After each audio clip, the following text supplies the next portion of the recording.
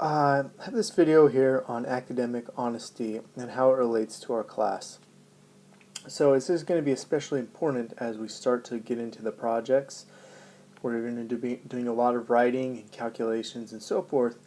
And with these projects and these project reports, we have to be extra careful to make sure we don't plagiarize or are dishonest in any way. So there's a lot of different definitions of academic dishonesty, and I've listed just a few here. With regards to the homework, that could be, consulting past homeworks and just copying them. It could be looking at solution guides and just copying the solutions, copying someone else's work. Those are all ways that you could basically cheat on the homework. For the report, your project reports, that could be plagiarizing. It could be copying text or data from somebody else or from some unknown resource. It could be faking the data, just making it up.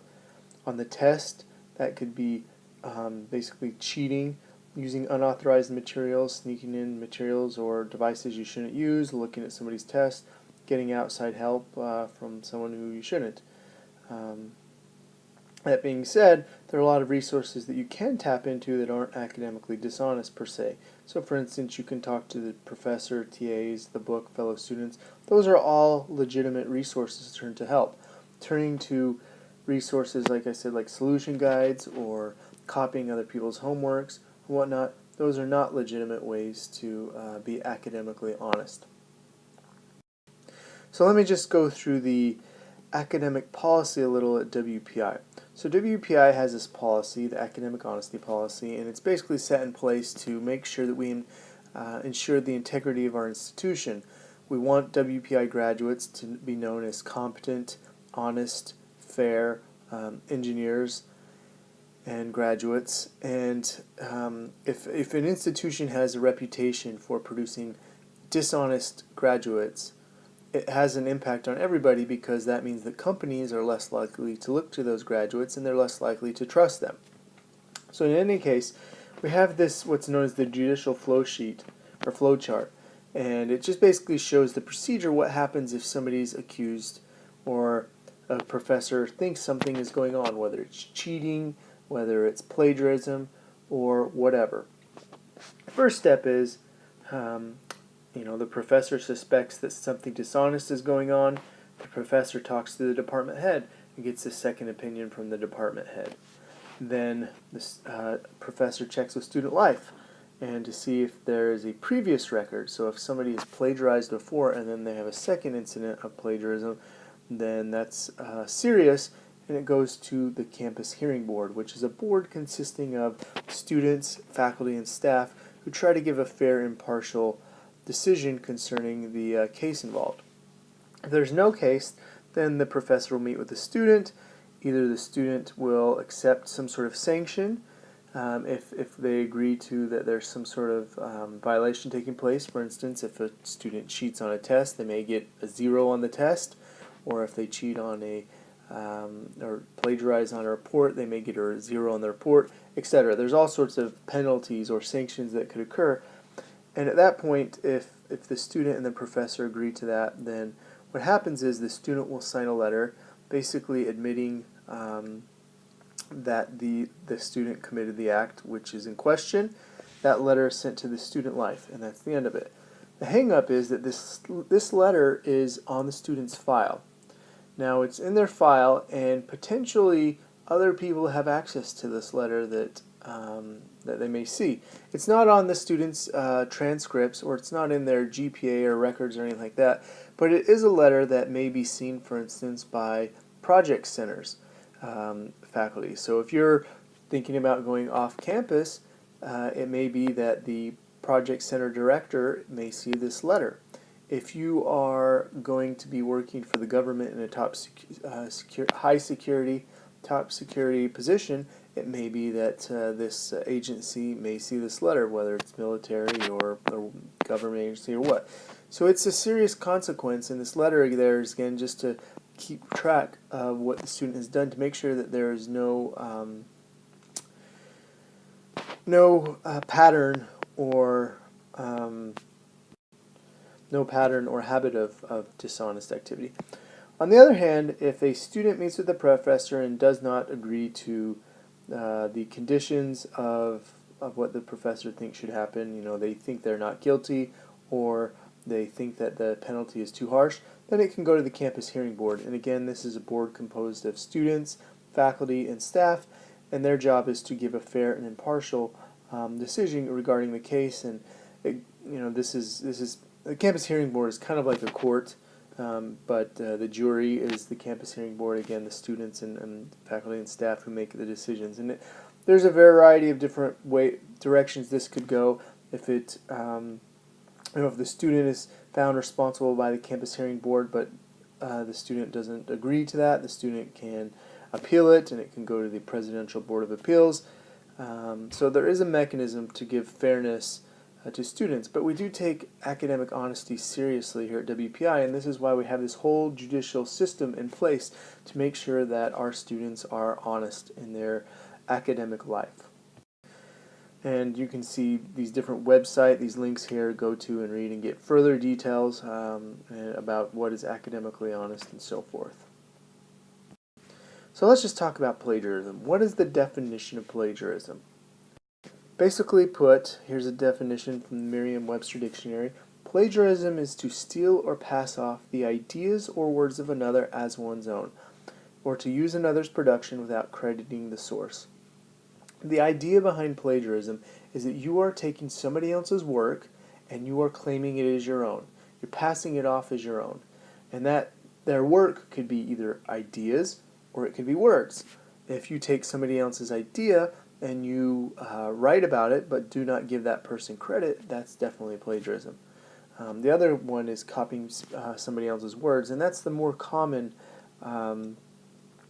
usage or definition of plagiarism that people are familiar with.